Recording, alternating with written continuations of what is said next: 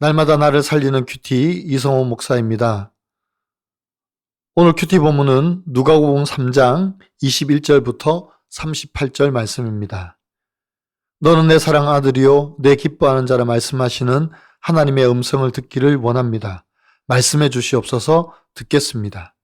하나님이 사랑하신 아들은 첫째로 낮은 자리로 내려가야 합니다. 21절과 22절입니다.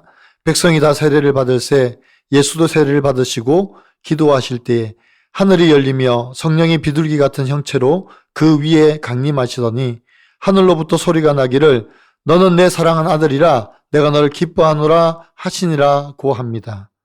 요단강에서 세례 요한이 백성들에게 세례를 베풀고 있습니다. 여기에는 일반 백성들도 있지만 유대인들이 죄인 취급하는 세리도 있고 백성들의 것을 겁탈하고 억울하게 만드는 군인들도 있습니다.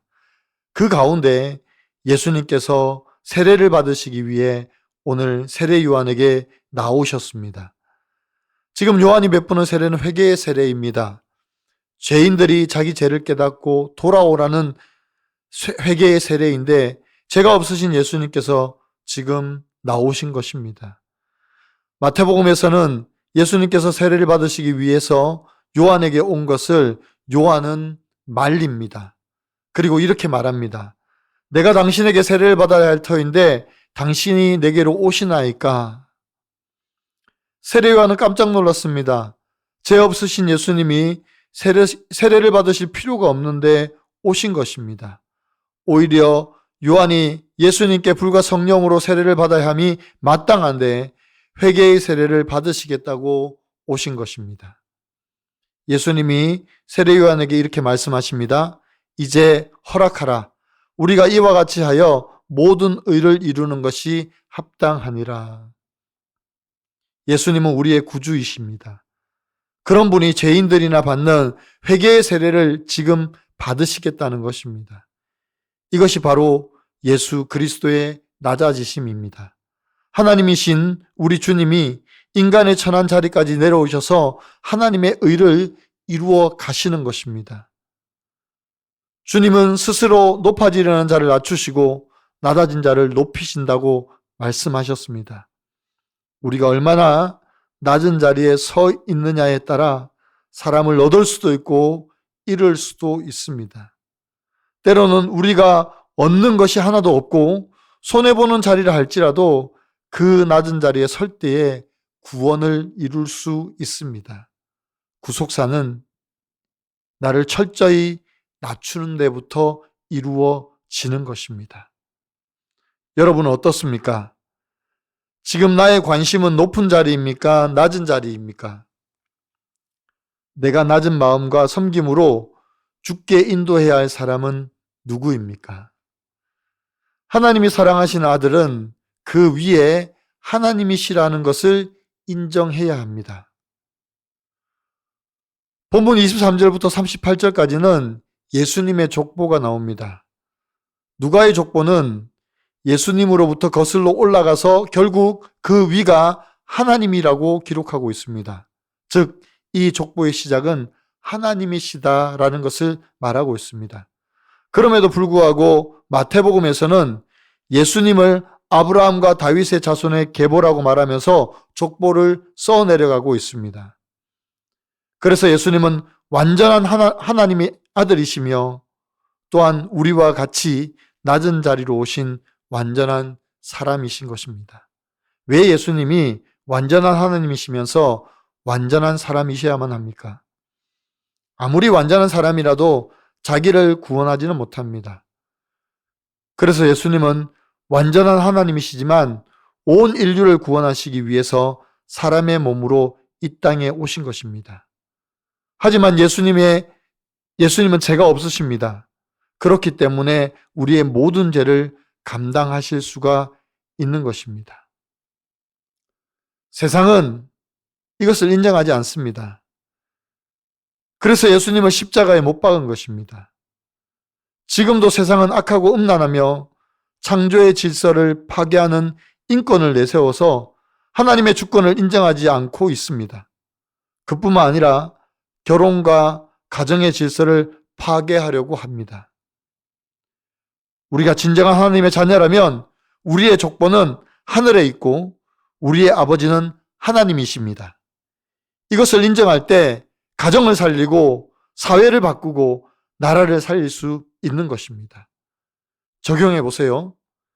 내가 지켜야 할 창조의 질서는 신결혼이라는 것을 인정하시나요? 믿음으로 세상의 질서, 동성애법, 낙태법, 포괄적 차별금지법을 거절하시나요? 아니면 반감만 하시나요? 자녀 우상으로 고난을 당해 내 계획과 기대를 내려놓고 돌아와 평범한 것이 가장 비범한 것이라는 것을 알고 나의 환경이 최고의 선물임을 깨닫게 하신 하나님께 감사드린다는 한 성도님의 큐티인 묵상 간증입니다. 저는 폭력적인 엄마로 인해 늘 불행하다고 생각해서 제 삶의 목적은 오로지 좋은 엄마가 되는 것이었습니다. 그것을 이루기 위해 수많은 책과 강의로 지식을 쌓았고 결혼한 뒤에는 자녀들을 입시 위주 교육에서 벗어나 자유롭게 키우겠다는 생각으로 대안학교에 보냈습니다. 하지만 저는 그 과정에서 백성의 눈높이로 낮아지셔서 함께 세례를 받으신 예수님처럼 행하지 못했습니다. 가정의 제사장으로 세워주신 남편의 반대를 꺾고 저희 가정의 경제적 여건과 공고교육의 환경을 무시했습니다. 그리고 자녀들이 원하는 건 뭐든지 해주겠다며 공동체의 만류에도 불구하고 고3이 된 큰딸을 외국으로 유학 보내려고 했습니다. 그런데 그 무렵 중학생이 된 작은 딸이 친구들에게 왕따를 당하여 자해한 뒤 정신병원에 입원하는 사건이 찾아왔을 때 그동안 배운 지식은 아무 소용이 없고 하나님 위에 있으면서 하나님의 주권과 질서를 파괴한 것을 깨닫고 회개할 수 있었습니다. 이후 예수님께서 가르침을 시작하실 때까지 30년을 기다리신 것처럼 저도 가정의 질서에 순종하여 남편의 의견을 먼저 묻고 따랐습니다. 큰딸은 교회 공동체의 권면에 따라 검정고시를 치르고 형편에 맞게 국내에 있는 대학에 진학했습니다. 그 후 자기 적성에 더 잘 맞는 학과로 편입하여 공부하다가 지금은 직장을 잘 다니고 있습니다. 이렇게 내 계획과 기대를 내려놓고 말씀을 듣는 공동체에 묶여가다 보니 하나님이 저희 부부와 자녀들을 제자리로 돌아오게 하셨습니다. 고난을 통과하며 평범한 것이 가장 비범한 것이라는 진리를 알게 해주시고 현재 나의 환경이 최고의 선물임을 깨닫게 하신 하나님께 감사드립니다. 저의 적용은 자녀를 특별하게 키우려는 부모님들에게 교회 청소년부 교사로서 저의 간증을 나누겠습니다. 자녀들에게 용돈을 주기 전에 남편의 허락을 구하겠습니다. 입니다. 23절입니다. 예수께서 가르치심을 시작하실 때에 30세쯤 되시니라. 사람들이 아는 대로는 요셉의 아들이니 요셉 위에 헬리오라고 말을 합니다. 예수님은 우리의 구주로 오셨지만 30년이라는 긴 시간이 지나야만 공생애를 시작할 수 있었습니다. 그동안 목수의 아들로 자라셨고 우리와 똑같은 인생을 경험하셨습니다. 이처럼 하나님의 약속이 성취되려면 인내와 연단의 시간이 지나야 합니다. 우리의 계획대로 되지 않는 고난의 시간이 찾아올 때 하나님께서 우리의 구원을 위해서 연단하시고 훈련하시는 시간이라고 여겨야 합니다. 그래서 믿음으로 순종할 때 하나님의 거룩하신 자녀로 더욱 완성되어져 가는 것입니다. 오늘도 우리를 사랑하는 아들이라고 불러주시는 그 하나님께 감사드리며 주의 자녀답게 살기 위해 몸부림치는 하루가 되시기를 간절히 축원합니다. 기도드립니다. 하나님, 우리 주님은 세례를 받으실 필요도 없으시고 오히려 불과 성령으로 세례를 베푸셔야 하는 분이신데 하나님의 의를 이루기 위해서 친히 낮은 자리로 오셔서 세례 요한에게 세례를 받으셨습니다. 높은 자리에 앉기를 좋아하고 높은 자리에서 인정받기를 좋아하는 우리입니다. 하나님이신 예수님께서 인간의 몸으로 오셔서 우리를 구원하시기 위해 친히 낮아지심으로 본을 보여주신 것 같이 우리도 이웃과 지체들에게 낮아짐으로 섬기게 하여 주시옵소서.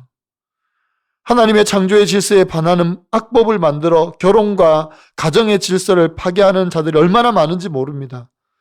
하나님의 자녀된 우리가 이 일에 동참하지 않도록 도와주시고 거절하며 반드시 가정과 사회와 국가를 지켜내게 하여 주시옵소서.